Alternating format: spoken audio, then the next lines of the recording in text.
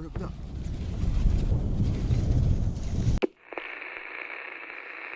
What is up, guys? What's going on? Welcome back to another exciting episode of Yak Pack Outdoors. This is episode number 2 of the 30-day challenge. So, question of the day. One thing that I always like to do at the beginning of every video, in case you're new here to the channel and you didn't know, I'll ask a question of the day. You put your answer in the comments. I put my answer in the comments.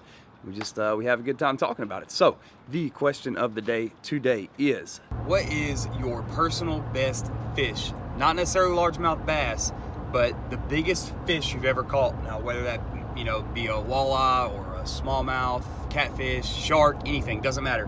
What is your guys' personal best fish? Actually, you guys have probably already seen the video of mine, but my answer again, like I said, it'll be down in the comments below. So drop yours. I'm anxious to know, and if you guys want to, tell the story behind it. Write a quick little, 2 or 3 sentences. Let me know the story behind it, because I find that kind of stuff really interesting, like really, really interesting. Love hearing from you guys in the comments. You guys are freaking awesome, every last one of you. But we are moving north today instead of fishing south. We're going a little bit north. We're going about an hour and 15 minutes north, because here, as far south as I live in Florida, it's supposed to rain until Monday, and I mean, it's just not letting up. It's 100% chance from 4 o'clock this morning, Saturday morning is today, and then all the way up until Monday morning at about 4 or 5, it's gonna just 100% chance. So we go up north, and the rain doesn't start until about between 12 and 1, so that'll give us some time to fish. So we're gonna capitalize on that. We're gonna go out there and we're gonna try to hook into some still South Florida, but some northern South Florida LMBs. Hopefully that is the case. But with that said, I'm gonna put this camera down, and I'll see you guys on the water. All right, ladies and gents, we are out here. So I am not by any means a expert kayak angler, but I am an expert at angling from this specific kayak. So I figured, why not do a proper review on this thing on the water. We're gonna try to fish as we do this review. We're just gonna talk key points, what you should look for in a kayak, what you shouldn't look for, all kinds of good stuff. You guys see, I got the old Sunkissed on. Sunkissed is a lifesaver. But so I've had this kayak, guys, for since July 2016. Yep, July 2016 is when I got this kayak. Man, we've got some memories. We've got a lot of memories. Caught a lot of fish out of this kayak. Fished a lot of different places in this kayak. I mean, it's pretty awesome. But we're gonna fish around, and let me get to my first spot, and then we'll start talking about this bad boy. What do I think about this kayak? This is a 10'4" no limits adventure. This is a kayak that my father-in-law got for me for an early Christmas present. 6 months early in July. But anyways, it's been good to me. It is by far not the greatest kayak. Alright, and I'm gonna try to incorporate a few clips of about 2 summers ago. I took this kayak and I actually put it in a pool to see what it would take to flip it, and it didn't take much, guys. It really didn't take much. That's why I got a PFD on right now. Always got to wear your PFD. You never know what could happen at any moment's notice. But anyways, so it didn't take much to flip it. I'll tell you right now, you absolutely cannot stand on this kayak. If you have a very, very good center of gravity, you can stand up in it, yes. But as far as setting a hook on a fish or casting, accurately at all, it's not gonna happen. This is a sit-in kayak, not a sit-on. So I used to be in this group on Facebook, and I heard a lot of guys say that you want to buy your second kayak first. And I put a lot of thought behind that. The kayak I'm looking at getting, I'm really digging what Bonafide Kayaks is doing out their way. I like the Vibe Seaghost 130s as well. But this is me saying I have to have a kayak right now. And I obviously don't get me wrong, guys. I didn't tell my father-in-law. That's not how that works. Like, I didn't just tell him, like, hey, go buy me a kayak. He was kind enough when the whole YouTube channel started up and all that. He was like, all right, hey, let's go get you a kayak. He was pumped for me just as much as I was pumped for myself. But anyways, it's not the greatest by any means. It will definitely get the job done. So if you're looking at casual kayak angling, if you're not going to be out somewhere on the water 3 or 4 or 5 days a week, then this would be good for you. I would still recommend getting a sit on rather than a sit in. It's just there's more storage on a sit on. There's more stability. You could stand up on 90% of them, and cast and set hooks on fish. So I definitely recommend a sit on rather than a sit in. That is probably the #1 recommended thing that I'll say.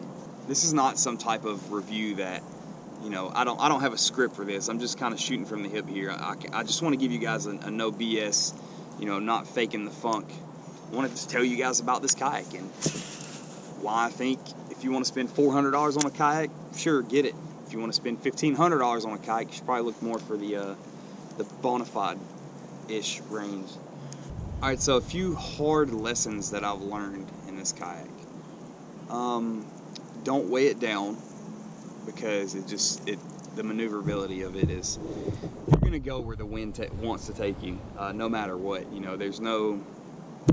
There's no stopping that in this kayak. I can't speak for others, but another thing is, another really big thing is comfortability, and this has none. I can fish out of this kayak for 2 hours, and my back is blown. I'm struggling. I'm hurting. I'm ready to get out of it. The seat is low, and that's what causes that. All right.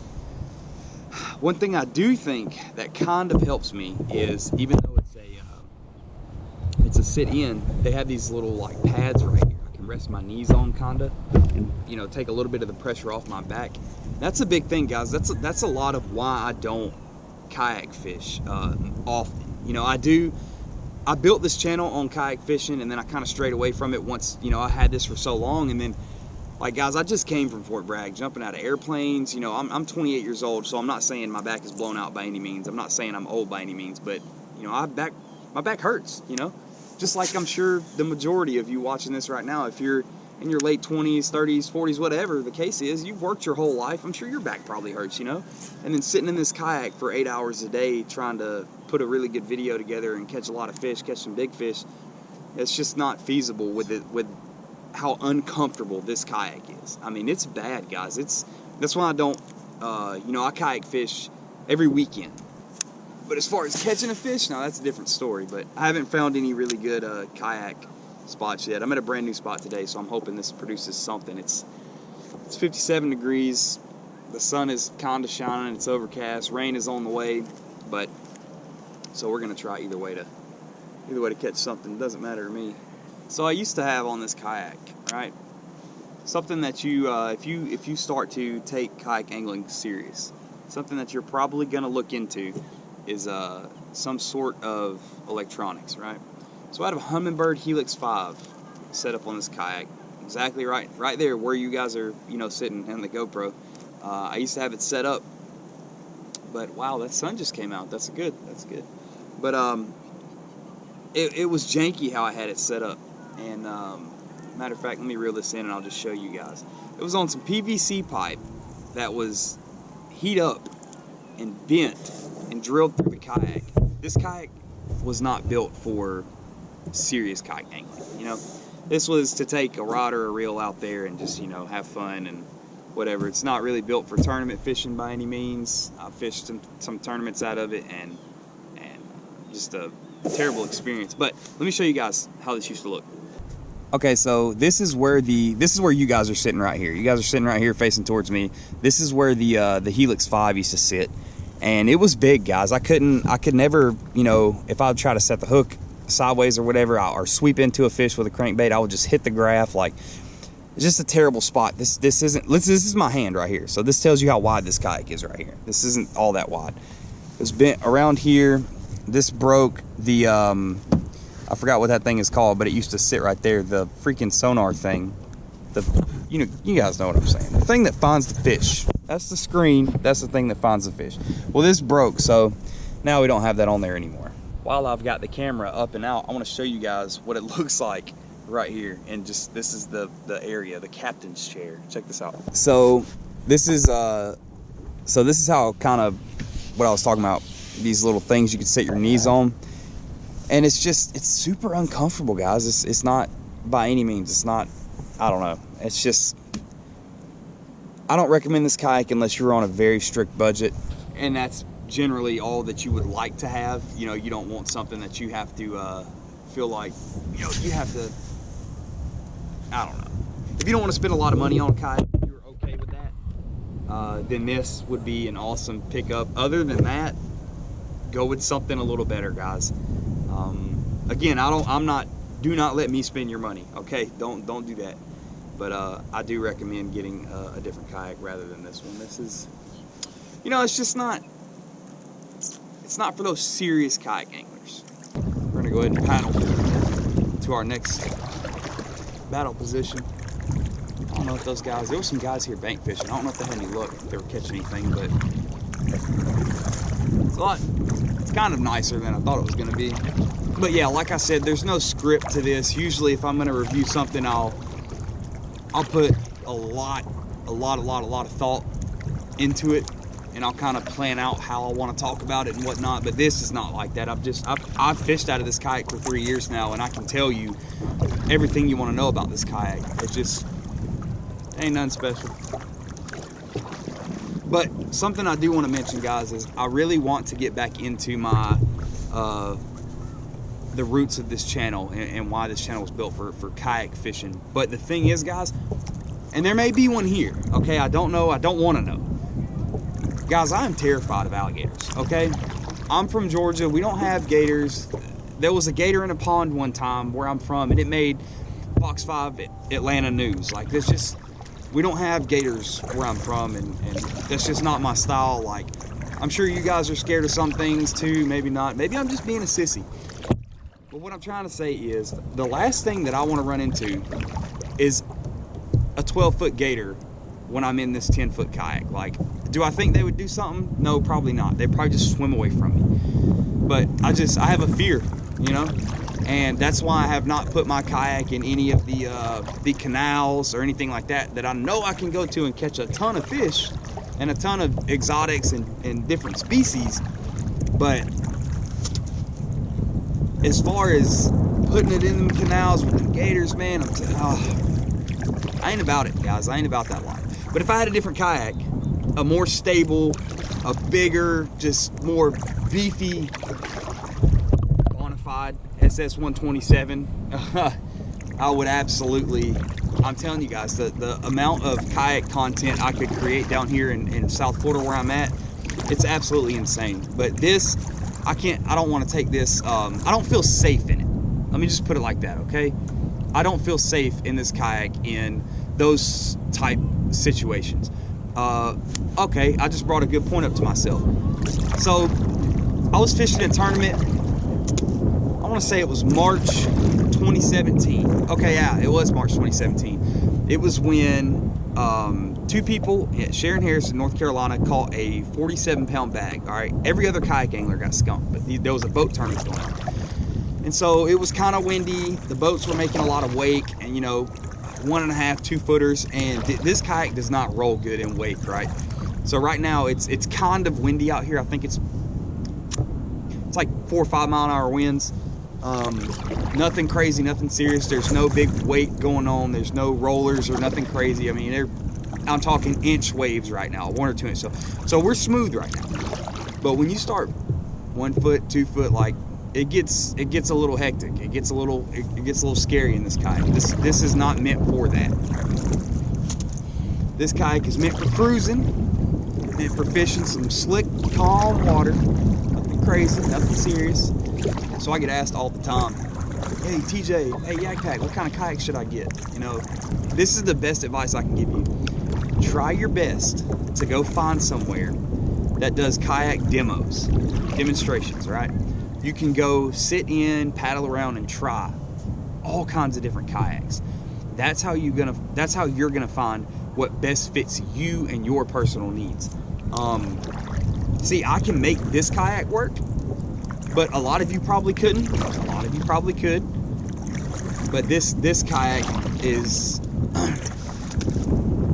and if they don't have any kayak demos near you, go to a Bass Pro Shop, go to an Academy Sports, go to a sporting goods store, go anywhere that sells kayaks and sit in one. You know, ask them, can they, you know, they work there, it's their job, and I'm sure they won't mind helping you.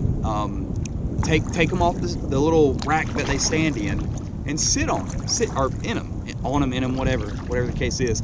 But just try that. Grab a paddle like this, grab one right off the shelf, and just pretend like you're paddling. And, you know, try to maneuver in the kayak. You know, stand up in the kayak, you know, calmly. Don't just jump up in it, because if I was to do that right now, I'd lose everything I had. Be at the bottom of this lake. But yeah, just maneuver around in it. Act like you're gonna reach behind you and get a tackle box. Try to reach in front of you if you were gonna reach for your scale, or, you know, your GoPro, or whatever the case may be. Just try to reach around, maneuver in the kayak. Each one you try out, do the same kind of maneuvers, just like you would be out fishing in it. That's probably the best advice that I can give you on purchasing a kayak. I wished that I had done something like that, but I didn't. So how this story goes is, my wife's dad, he said, came home from fishing one day, and I was like, man, I gotta get a kayak. Like, that's how I want to start this channel. I want to kayak fish. I didn't notice a lot of kayak fishing channels at the time, so I was like, all right, there's my opportunity. I want to jump on that, and I did, and I had a lot of success. But he was like, all right, he was like, well, I ain't gonna say exactly what he said, but he was like, all right, bump this. We're going to Academy right now. We're getting you a kayak. Like, he wanted me to be successful, because he knows the kind of person I am. Like, if I want something bad enough, like, I'm gonna go get it. I'm not talking materialistic items. I'm talking something in general. I wanted to build Yak Pack. I wanted to build the brand. I wanted to promote kayak fishing. I wanted to promote the outdoors in general, and I've done a pretty good job at that, I feel like. Could I have done a little better? Yeah, of course. Everybody can do better at everything. But anyways, I digress. We went to Academy that day. I literally pointed at this kayak and said, that's the one. And he said, all right. And this is the one he got me. And it was an early Christmas present. So at the time, I think this kayak was $400 marked down to $349, I believe. So it was cheap. It was a cheap kayak. And get what you pay for. You know, I'm a firm believer in that. You get what you pay for. Loved it at first. Absolutely loved it. And not taking anything away from him, I love the fact that he supports me as much as he does, and he helped me, you know, build this channel. Really, this whole channel started out of this kayak right here. And other than that, so for that, Dean, if you're watching, I'm sure you are watching. Dean's a huge supporter of Yak Pack. He's a Yak Packer, no doubt. He's part of the Yak Pack fam. I greatly appreciate you, Dean, for everything that you've done for me, for this channel, for Whitney, the kids, all that stuff. Greatly appreciate it. All right, I think we've made it to our next spot, and we're gonna toss this lipless, this 6 cents lipless crankbait. That's what we're gonna do. We're gonna toss this out, a little natural color. Got a little iridescent blue on it. Alex Rudd's a huge fan of the iridescent blue, and he kind of turned me onto that. So we're gonna throw that around and see if we can catch something. Just had a random thought. It's gonna be really, really bad if I hook a fish, because I don't have my pliers or nothing ready. So let me go ahead and bump these bad boys out, because that would not be good getting hooked by that 6 cents. Man, them things, I don't know what kind of hooks they come with. I can't, you know, I don't want to lie to you guys. I don't want to say mustad or kamikaze, whatever they are, I don't know, but they are sharp, I know that. And they stay sharp for a long time. All right, we got the pliers ready. Now we can fish. All right.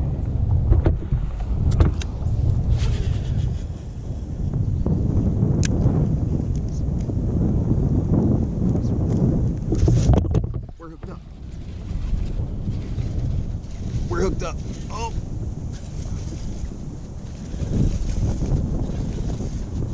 See, I don't have a net either, so he's gonna spit it. No, he's not.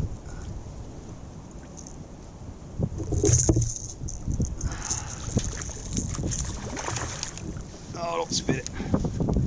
Come here. broke, you got me soaked. Oh. Literally, second cast. Well, we'll call it first cast because I threw that first one out. I absolutely burned it back in, and I mean I burned it back in because I didn't have my pliers ready. But first little fish of the day, about a pound and a half. Not bad. Let's let it go. I just caught him right here, right on this this weed line. But yeah, pretty good little deal. Had a lot of fight in him. Felt a lot bigger than he is, but all good, baby. We're back. Boom.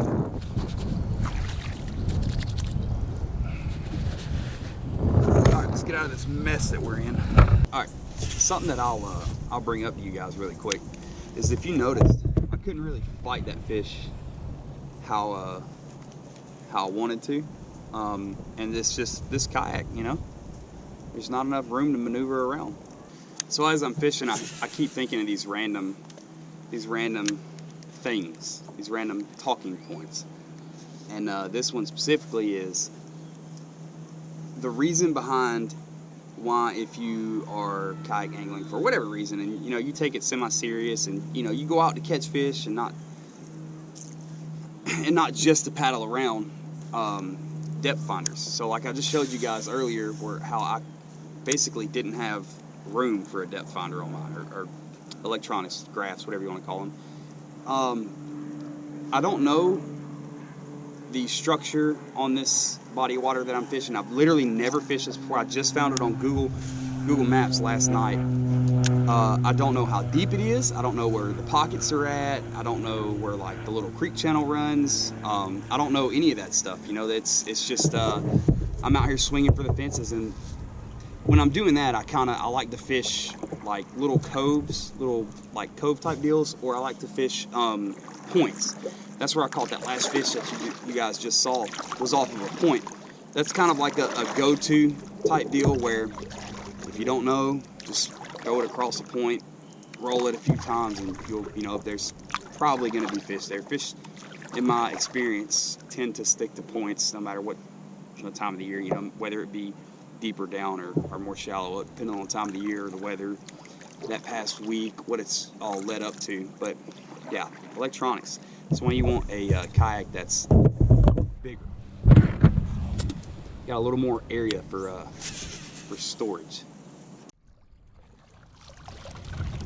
Well, I missed the hook set on that one. My fault, guys. My fault. This one's a little better. So this fish got some nasty going on with him. Here's a longer fish, but super skinny. I think they're, like I said earlier, they should start to feed up here pretty soon.